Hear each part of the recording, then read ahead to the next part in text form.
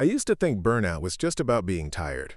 Now I know it's more like being hollowed out, like something peeled off little pieces of me each day, bit by bit, request by request. It all started with a job I took out of desperation, remote tech support for a mid-tier CRM company.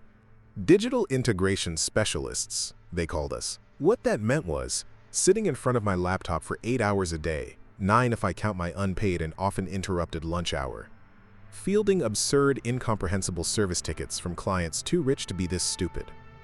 No solution is too expensive to solve our customers' needs. We spare no expense. Rick, my manager, told me this on my first day. He came off as strict and matter-of-factly on the introduction video call, so I kept the conversation brief and let him do most of the talking. Spare no expense obviously didn't mean paying a living wage for us wages, but it meant there's nothing the clients can ask for we won't make you do. Trust was as low as our wages.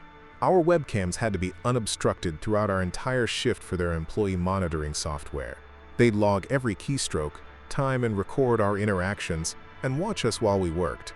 I've never seen Rick's face. He always had his cam off, but he would always be watching me. We never did video calls with clients, so this was all pretty pointless, adding another stressor to an already stressful job. But you put up with a lot if you want to pay your bills. I thought I'd put up with this job until I found a better one. My first week was normal enough. Password resets, email routing, remote desktop sessions.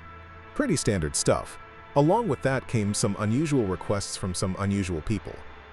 The kind of requests that make you lose brain cells trying to comprehend them, and lose more brain cells when you try to forget them with a bottle of hard liquor after work. Can you make my cursor a little more pizzazzy? A woman with a voice like sandpaper and a profile picture of a cat in a tiny sombrero asked me this. I swear, that was the actual word, pizzazzy. I tried to explain that I couldn't, that the software didn't allow for custom cursors, but before I could finish, a Teams message from my manager popped up. Rick, just do it. Client satisfaction is key. So I spent an hour of my life I'll never get back, figuring out a workaround to make her cursor sparkle every time she moved it. And she was thrilled. It's like Tinkerbell and I are one, she messaged me afterward. A man wanted me to change his background to a photo of his lunch. I want to feel like I'm eating it, even when I'm not, he said, dead serious. I tried to explain, but Rick was already in my DMs.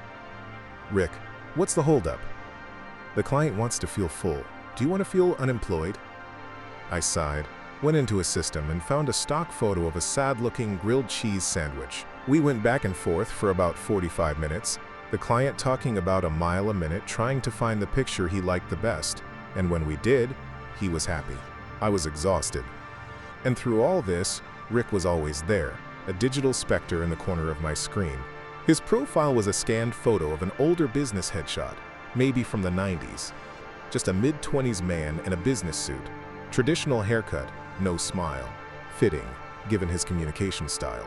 He'd message me constantly, a constant stream of judgment and passive aggression. Time of day didn't matter, including my lunch break.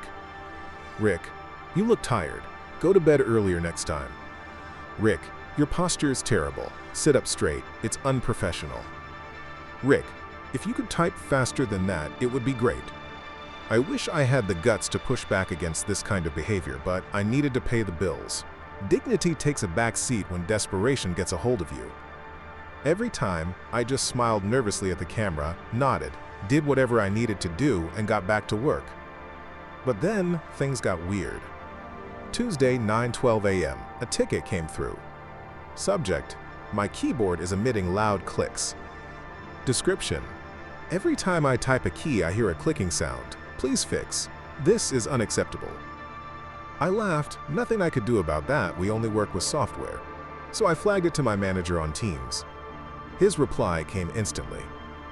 Rick, just solve the problem. Rick, this is client priority 1. Rick, also, sit up straighter, you look like a question mark. Confused, I messaged back. Do you mean solve it literally, or just respond diplomatically? He replied with a thumbs up emoji. Then, Rick, and smile a bit, you look dead. I did what I could. I emailed the client saying, that's probably normal, but if it bothers you, maybe try another keyboard, just more polite. They replied, I tried another, still too many clicks, fix this. Great. The emails went on for about an hour. The client became increasingly more annoyed and curt, throwing subtle jabs at my intelligence. I was quite annoyed as well, but I had to be a punching bag and take it with a smile so I can have just enough money to pay bills and be broke this month. I ended up helping the client find and order a silent keyboard online. They thanked me by hanging up on me mid-sentence. And from there, the requests got worse. I dropped my AirPod down the toilet last night. Find it for me. Help me read my ex-wife's emails. Can you get my Alexa to turn off my neighbor's lights? They're too bright. Each time I messaged Rick. Each time he answered faster than humanly possible. Like he was just there, behind the screen, watching, judging. One time I sneezed and without prompting he messaged, "Rick, bless you, wipe your nose." Another time I heard a car crash outside close to my house. Worried, I looked out my window to see if my car was hit. I knew Rick was watching, so I just said out loud to the camera what just happened. Still, he wrote, "Rick, not on company time, champ. Clients first, no matter what." By month 4, I was unraveling. No matter how insane the task we were expected to deliver, I cracked a little. I also applied everywhere, applying every day since I started the job. Day and night, I was on job boards, tailoring my resume, writing cover letters that were more works of fiction than truth. I had interviews too. The interviews I landed felt scripted.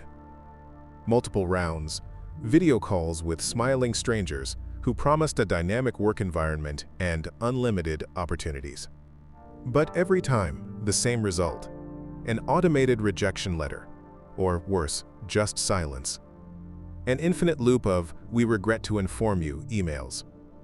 I felt like I was drowning, gasping for air in a sea of automated rejection emails and Rick's brash messages. My bank account was always empty by the end of the month. My landlord was starting to send me messages that were uncomfortably similar to Rick's, a sense of quiet menace lurking beneath the surface. I was trapped.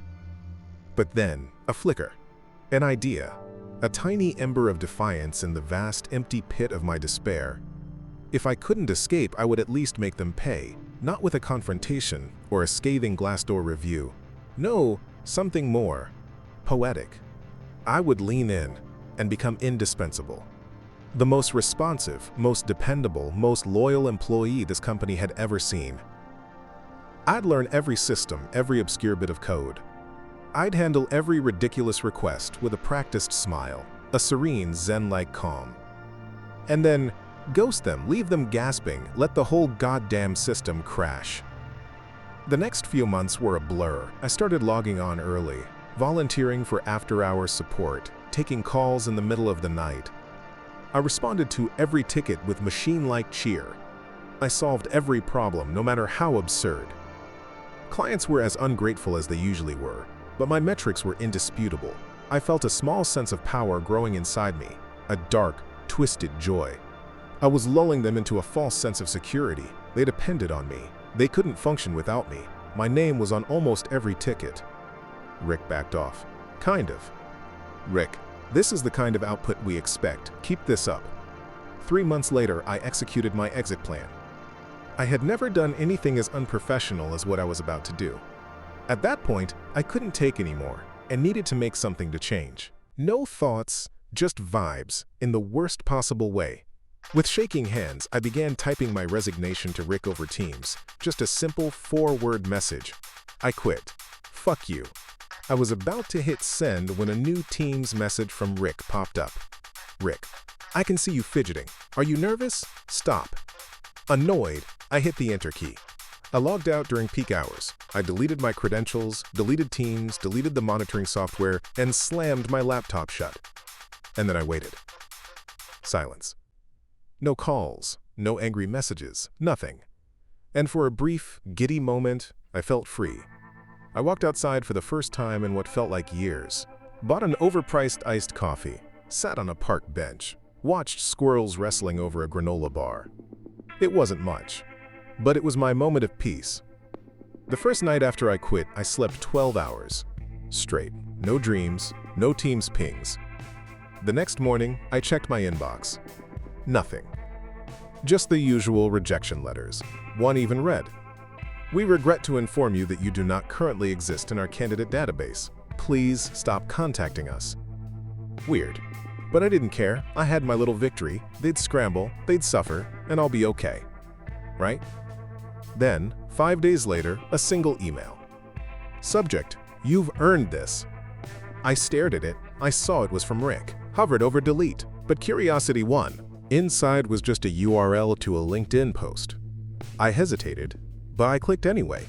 It was a LinkedIn post written by Rick. The profile had the same outdated headshot from his Teams account.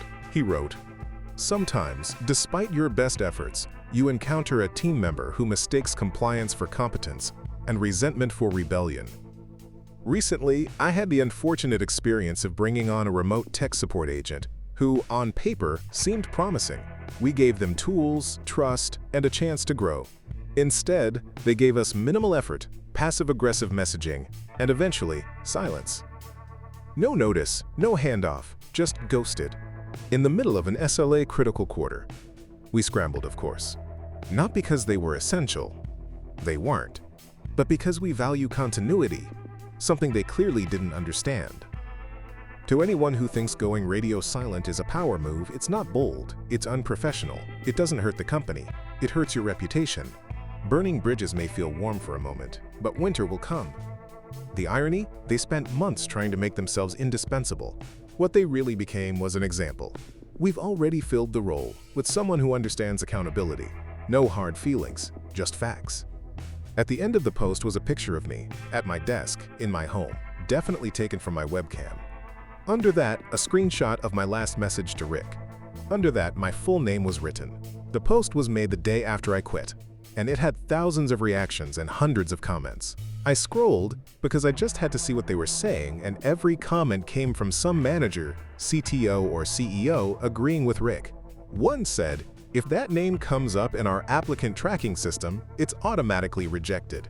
Another said, "That kid is destined for lifelong poverty, just like most Gen Z workers." As I continued scrolling, I was interrupted by a notification that my bank account had overdrafted and was now in the negative. Reality came to body slam me on the pavement, and I couldn't say I was surprised. I just didn't expect the high to be so short-lived.